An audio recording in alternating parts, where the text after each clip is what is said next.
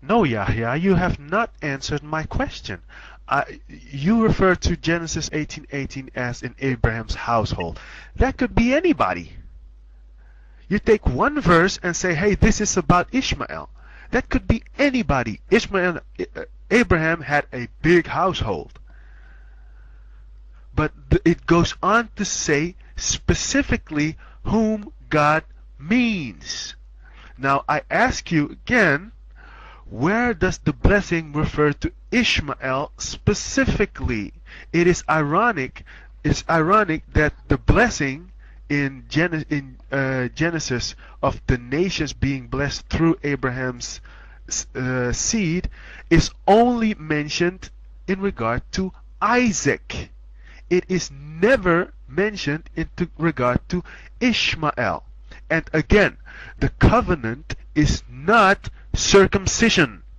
The covenant is God choosing Abraham and his descendants to dwell in his land and to become his people, and he will be their God. That is the promise.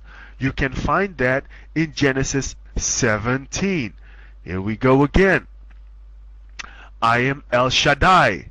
I am the God Almighty. Walk before me and be perfect.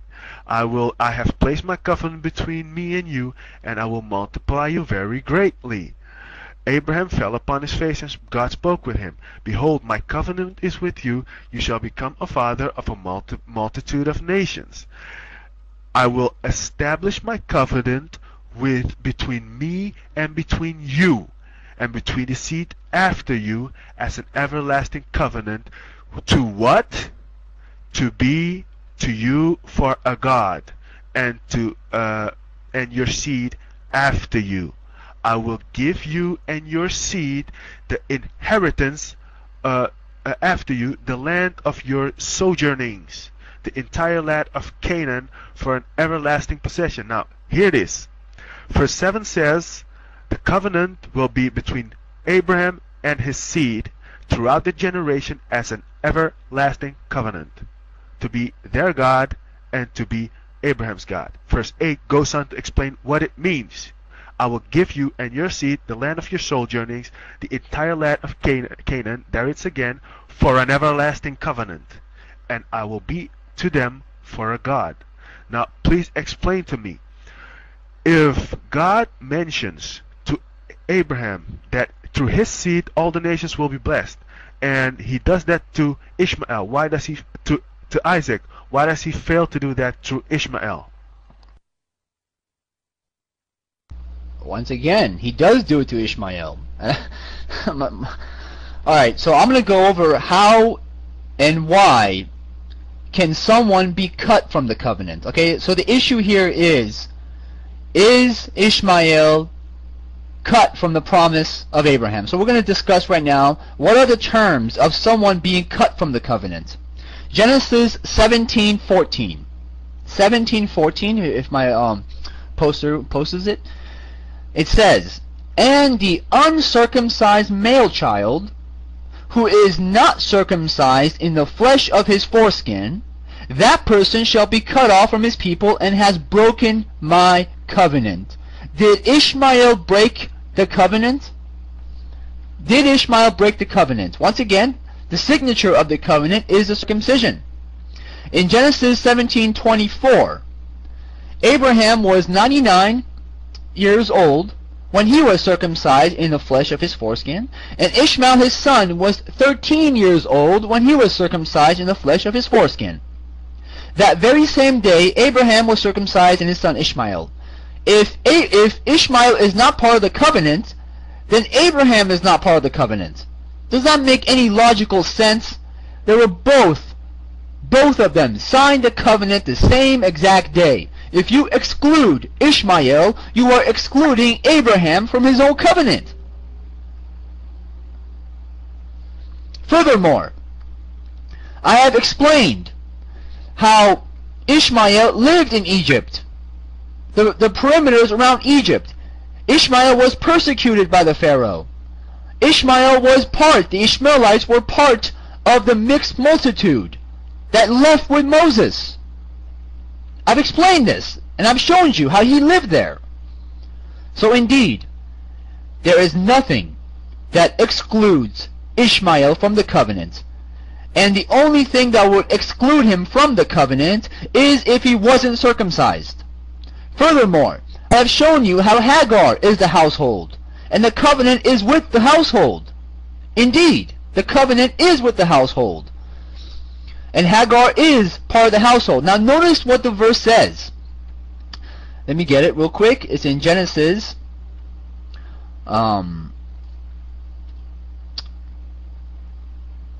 me see. It's in Genesis 17:13.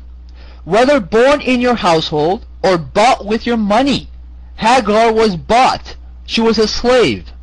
Whether born in your household or bought with your money, they must be circumcised, my covenant. Why does God say my covenant regarding the household and those who are bought with your money? Pass the mic. Again, Yahya, the circumcision is not the covenant. The circumcision is a sign of the covenant. If it is a sign of the covenant, it can't be the covenant itself. So, what is the covenant? I will read it again. The covenant is this. I will establish my covenant, verse 17, Genesis 17:7. I will establish my covenant with me, between me and between you and between your seed after you throughout their generation as an everlasting covenant, to be to you for a God and your seed after you. Why? I will give you and your seed after you the land of your sojournings, the entire land of Canaan, and as an everlasting possession, and I will be to them for a God. That is the covenant. That God gives you a sign of the covenant, which is circumcision, doesn't mean that you are part of the covenant.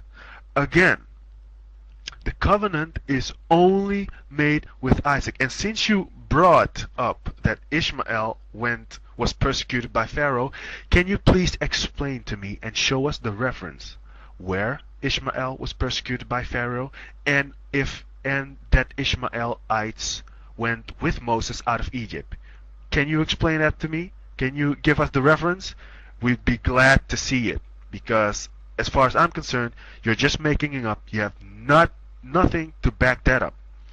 Then again, I will read to you Genesis 21. And Sarah saw the son of Hagar, the Egyptian, whom she had born to Abraham, making merry. Now Sarah said to Abraham, drive this handmaid out, for her son, the son of this handmaid, shall not inherit with my son. God says, be not be displeased concerning the lad, concerning her handmaid. Whatever Sarah tells you, hearken to her voice, for in Isaac your son your seed shall be called. Genesis 17:21. My covenant I will establish with Isaac. Now I have a question for you, and yet another one. In Genesis 17 verse 18, Abraham tries to endorse Ishmael. God refuses. Can you tell me why then Abraham is still part of the covenant? Thank you, your mic.